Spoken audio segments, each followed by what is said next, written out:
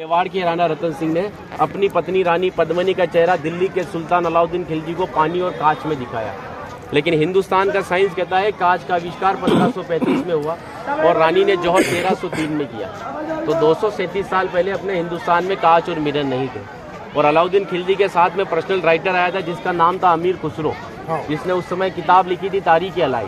उसने लिखा था कि मेवाड़ की महिलाओं ने अपने सतीत्व धर्म के खातिर जौहर किया और राजपूत कभी भी कॉम्प्रोमाइज करना नहीं चाहते थे। चित्तौड़ के ऊपर युद्ध होने का सबसे बड़ा रीजन था व्यापार, क्योंकि हिंदुस्तान में कभी भी कोई भी मुस्लिम कम्युनिटी पहले नहीं था। ये सभी जो आते थे अफगानिस्तान तुर्किस्तान से आते थे, और आते कहाँ थे तो समुद्र के पास में आते थे, क्योंकि प्लेन तो थे नहीं ना। तो इधर नज़दीक पड़ता है गुजरात और ये जाते थे दिल्ली, तो इधर पड़ता है दिल्ली, उनको क्रॉस करना पड़ता था ये मेवाड़।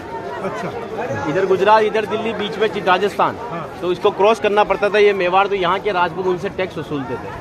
तो वो समय था 1299 का, जब अलाउद्दीन खिलजी पूरे हिंदुस्तान पर इस्लामी शासन चाहता था। गुजरात से जब दिल्ली की ओर रवाना हुआ तो यहाँ पर राणा रतन सिंह के पिता थे रावल समर सिंह। उन्होंने दिल्ली जाने से पहले उससे टैक्स लिया और टैक्स लेने के बाद में जब अलाउद्दीन दिल्ली पहुंचा तो मेवाड़ से नाराज कि मुझे दिल्ली में शासन करने के बाद में हर बार मुझे मेवाड़ को टैक्स देना पड़ेगा, इससे अच्छा है मैं मेवाड़ को जीत लूँ। तो दिल्ली से वो 1.5 लाख सेना को लेकर मेवाड़ की तरफ बढ़ा, लेकिन चित्तौड़ से दिल्ली का डिस्टेंस 600 किलोमीटर है। तो उसने पहला स्टॉपेज 1301 में रणथंभौर के किले पर डाला, सवाई माधोपुर। वहाँ का राजा था हमीर देव चौहान, जिसको मित्र बनाया और उसी मित्र को रात को खाना खाते समय पीठ के पीछे छुरा घोंप कर मार दिया। उनकी पत्नी थी रंग देवी। हिंदू धर्म के अंदर रात में चिताएं नहीं जलती है, तो वहाँ की महिलाओं ने पानी में कूदकर जल जौहर कर लिया, बच्चियों ने, सभी ने। लेकिन सुबह यह हुआ कि डेड बॉडियाँ तैर कर ऊपर आई तो आक्रांताओं ने डेड बॉडियों को निकालकर महिलाओं की बॉडी और बच्चों के साथ में रेप करके उनके बॉडी पार्ट्स को काटकर नग्न अवस्था में रणथंभौर के किले के बाहर लटका दिए, ताकि ये संदेश चित्तौड़ पहुंच जाए और चित्तौड़ की रानी पद्मिनी किले को छोड़कर दूर चली जाए।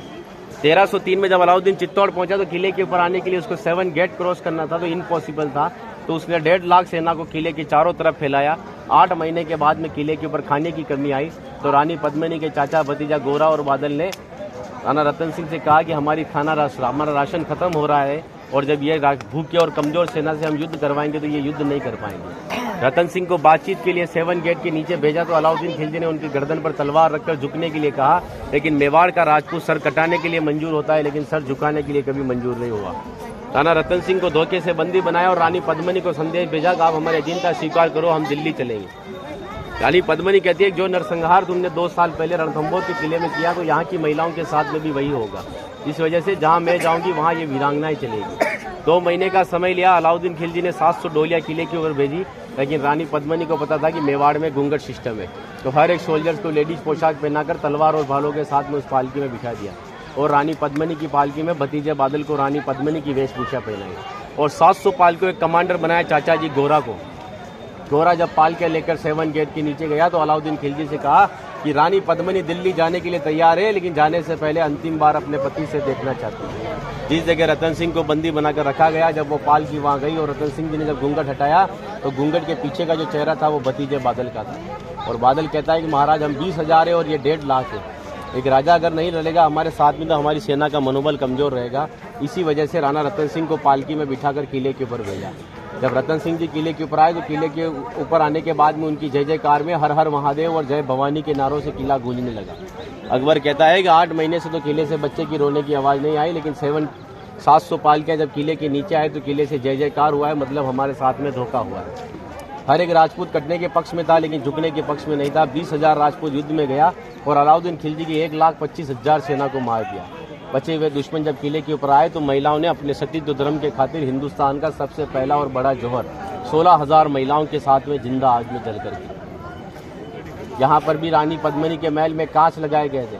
वो कांच लगाए थे पंडित जवाहरलाल नेहरू ने, क्योंकि एक पद्मावत पिक्चर के एक राइटर मलिक मोहम्मद जायसी की किताब को प्रमोट करने के लिए जवाहरलाल नेहरू जी ने उस किताब को आगे बढ़वा दिया। ये रानी को आईने में दिखाया, लेकिन हिंदुस्तान के इतिहास में कभी मेवाड़ गुलाम भी नहीं बना तो आईने में किसको दिखाया। और एक राजपूत अगर अपनी पत्नी का चेहरा हजारों को दिखाता फिर कहते वो राजपूत कहलाने का हकदार भी नहीं। इसीलिए 2 घंटे अपन इस किले के ऊपर घूमे तो एक लाशों के ऊपर चल रहे हो, सब जगह लाश है। इसीलिए उन महिलाओं के सम्मान के लिए कहावत कहता हूँ कि गिरा जहाँ पर खून वहाँ पत्थर पत्थर जिंदा है और जिस्म नहीं है मगर नाम का अक्षर अक्षर जिंदा है। और जीवन की यह अमर कहानी अक्षर अक्षर गढ़ लेना और शौर्य कभी सो जाए तो महाराणा प्रताप और शिवाजी को पढ़ लेना।